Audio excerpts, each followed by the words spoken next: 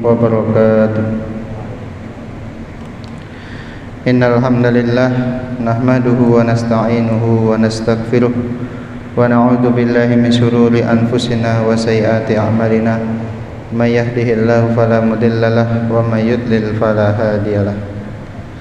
Asyhadu an la ilaha illallah wahdahu la syarikalah wa asyhadu anna Muhammadan abduhu wa rasuluh. Amma ba'du.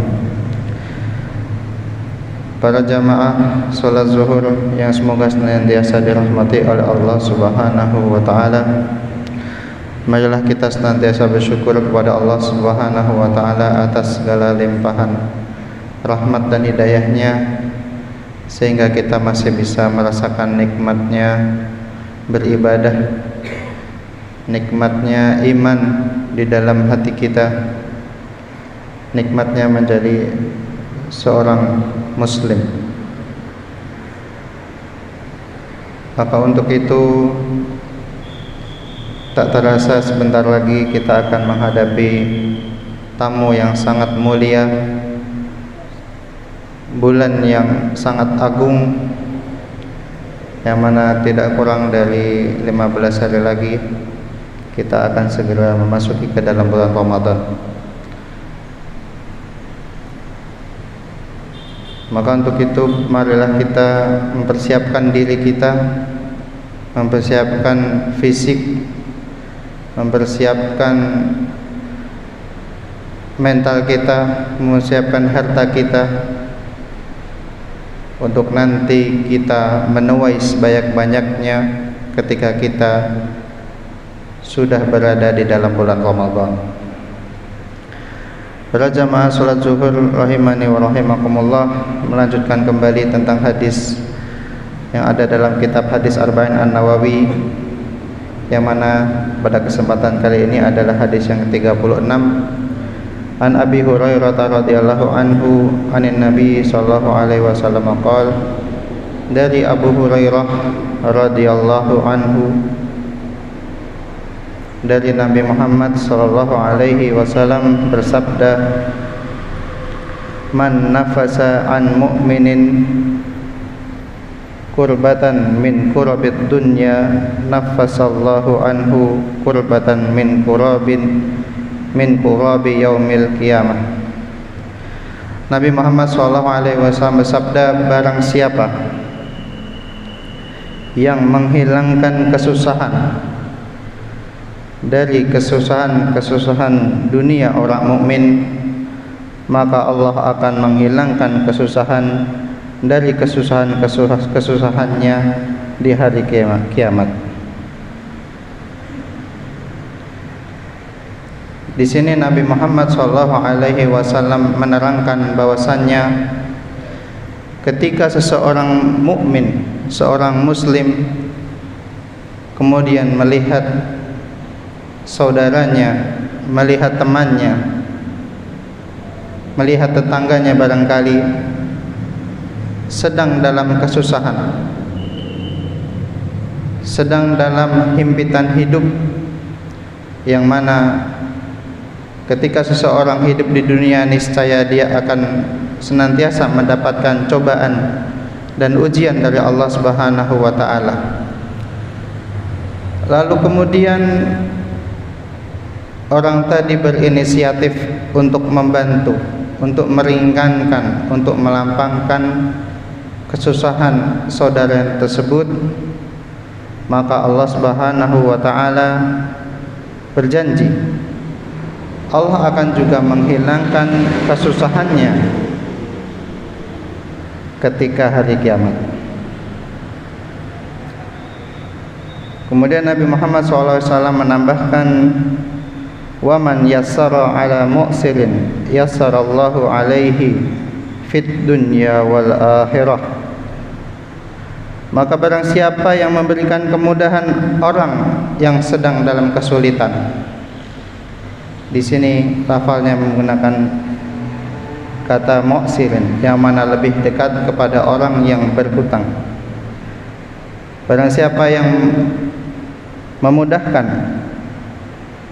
kesulitan orang yang berhutang, maka Allah akan memberinya kemudahan baginya di dunia dan akhirat. Maksudnya adalah ketika kita atau orang lain memiliki hutang kepada kita, lalu kemudian ketika jatuh tempo, ketika jatuh waktu untuk pembayaran hutang tersebut, kemudian orang yang berhutang tadi ternyata belum bisa melunasinya, maka ketika orang yang memberi hutang tadi memberikan kelapangan, memberikan keluasan, memberikan waktu agar supaya hutangnya itu bisa lebih diperpanjang lagi, Allah akan memberikan kemudahan baginya.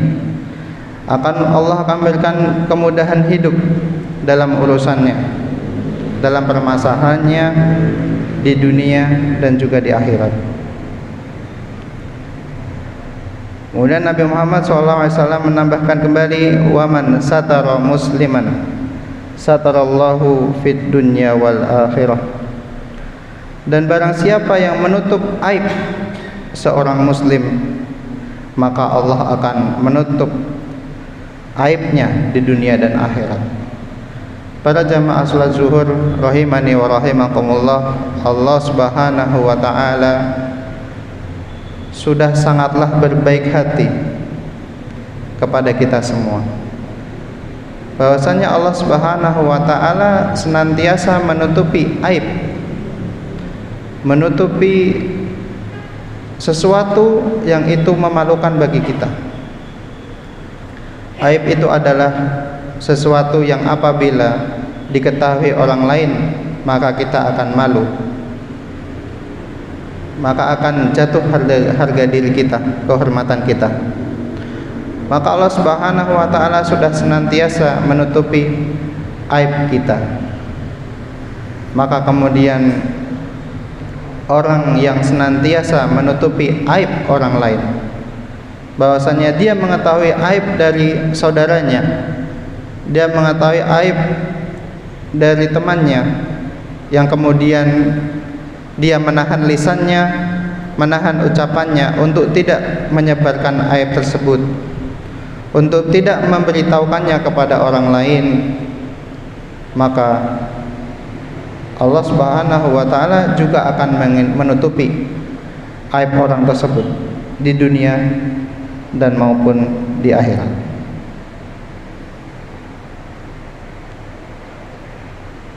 Kemudian dan yang terakhir, wallahu fi aunil abdi ma kana al abdu fi aunillah. Dan bahasanya Allah Subhanahu wa taala akan senantiasa menolong hambanya ketika hamba itu sedang dalam kesulitan, sedang dalam kesusahan, bila mana seorang hamba tadi senang untuk menolong saudaranya. Para jamaah rahimani wa rahimakumullah,